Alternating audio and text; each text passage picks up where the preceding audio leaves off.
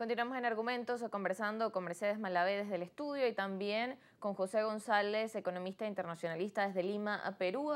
Evaluamos cómo está la dinámica en cuanto a cifras también de la economía venezolana, en cuanto a la producción de petróleo, y consultando con Mercedes hablamos de que, bueno, queda la expectativa de eso, de qué va a pasar con la nueva administración de Trump, las nuevas medidas que vengan en juego, pero también cómo influye en esto el tema de la negociación. Cuán importante es, veíamos este análisis bastante amplio que hacía el economista sobre las cifras y la importancia que tiene en el mercado Venezuela, pero también más allá de la importancia, las cifras, los números y lo que también es importante para la economía de nuestro país, es también cómo entra en juego esto, el conflicto político que hay, que bueno, en que entre ambas naciones pues también las relaciones han sido debilitadas y que bueno, estamos como a la expectativa de que quizás el diálogo pudiese retomarse. ¿Cómo pudiese quedar quizás esas expectativas para este año? Sí, yo diría que después de las sanciones económicas, el gobierno actual se ha vuelto como más pragmático, ¿no? O sea, ha dejado atrás un poco esa idea del socialismo del siglo XXI y de las expropiaciones, etcétera, y se ha vuelto más pragmático y ha permitido el libre tránsito del dólar, entre otras cosas, ¿no? Sin embargo, Soria y Miss siguen estando presentes, pues algunos problemas estructurales, no solo de la economía, del Estado venezolano, que no permiten que ese crecimiento, que todavía es pequeño, bueno, puede ser importante, pero es que venimos de un sótano tan atrás, tan bajo, que el crecimiento, un crecimiento importante, pues aquí todavía no tiene unas repercusiones en cuanto a la calidad de vida, ¿cómo se llama?, el poder adquisitivo del venezolano, etcétera. Esos problemas estructurales son el tamaño del Estado, por ejemplo. Seguimos teniendo un Estado muy grande, muy costoso. El tema de la corrupción. Todos los presidentes de PDVSA están hoy en día cuestionados por la justicia venezolana, ¿no? Perseguidos y con unos escándalos de corrupción exorbitantes, gigantescos, impresionantes, ¿no? Luego está también el tema monetario, ¿no? Seguimos con la doble moneda y el venezolano sigue ganando en bolívares, ¿no? Y el bolívar, por más que sea, se sigue devaluando.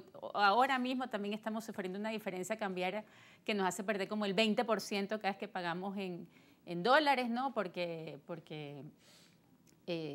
la diferencia cambiaria con el monto que da el Banco Central. Y bueno, todo eso son problemas estructurales, digo, del Estado, de la economía, que no permiten que esos cambios económicos o que ese crecimiento económico realmente tenga un impacto grande en el país, ¿no? Como se merecen los venezolanos después de tantos años de sufrimiento, ¿no? Luego, otra cosa que quería decir también es que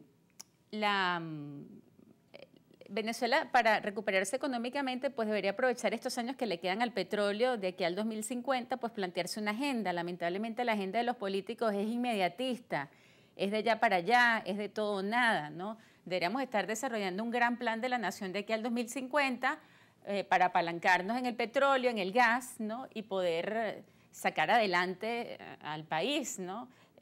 Recuperar la industria, no me refiero a volver a planes de industrialización que ya están, digamos, ya son caducos, ya están pasados de moda, ¿no? Pero sí por lo menos la industria petroquímica, ¿no? Porque si con tanto petróleo que nos va a quedar, pues por lo menos desarrollar también la industria petroquímica, ver en qué ámbitos podemos ser fuertes y desarrollar allí una industria que nos permita generar empleo, exportar desde nuestro país y bueno, y también aprovechar ese recurso que tenemos, ¿no?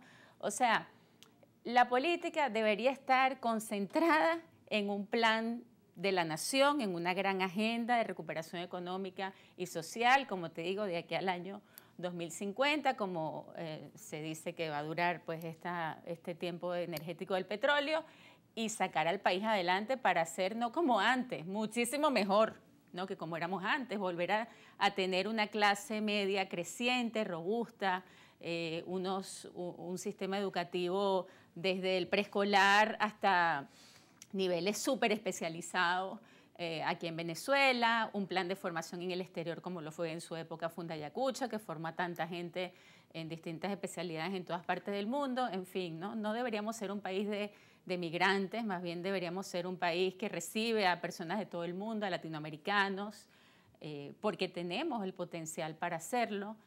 y por supuesto que todos los venezolanos que han acumulado una experiencia en estos años que han vivido fuera, pues se sientan atraídos a volver y desarrollar sus distintas profesiones o su distinta experiencia empresarial pues aquí en Venezuela, ¿no? Esa debería ser, uno anhelaría, ¿no?, que esa fuera la agenda de los políticos y que sobre esa agenda pues se negocie lo que se tenga que negociar para que Estados Unidos acompañe ese proceso, porque es una potencia que tenemos, el principal cliente en materia petrolera que tiene Venezuela, ¿no?